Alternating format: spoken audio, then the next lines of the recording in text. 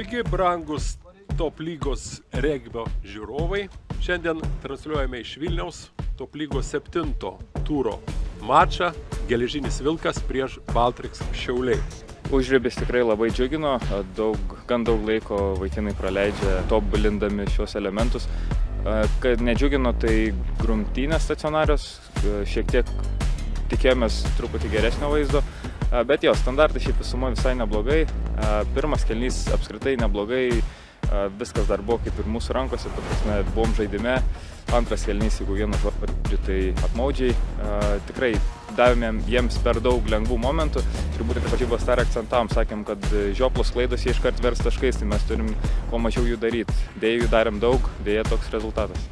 Tai labai fiziški šiandieną buvo Baltreks regbininkai, tiek Vairas, tiek Baltreks, jie turi tą stiprią gynybą, bet šiandieną, ko gero, Baltreks taip maloniai nustebino, labai kieta gynyba, visiškai nedavė mums įgauti pagreitį, apart kelių momentų.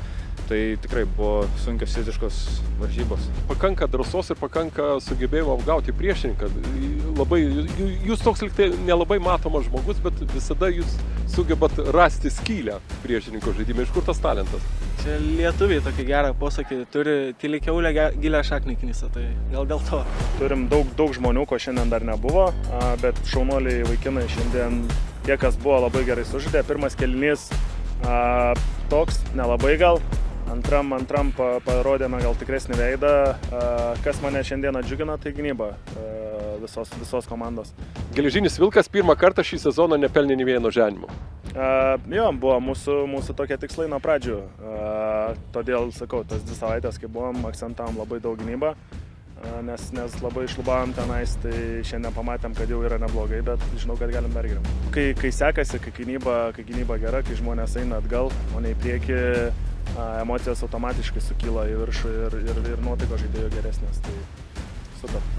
Šiandien Baltrikso gynyba iš tiesų buvo labai gera. Galiu tikrai pagirti varžovus, visas varžybas puikiai gynėsi. Paliko mums mažai progų atakuoti, mes pasimokysim, aišku, pusfinaliam ir galbūt finalam iš šitos patirties. Dar kartą pagirsiu varžovą. Užribio rikiuotė yra vienas iš žaidimo elementų, kurią mes tikrai skiriame daug laiko.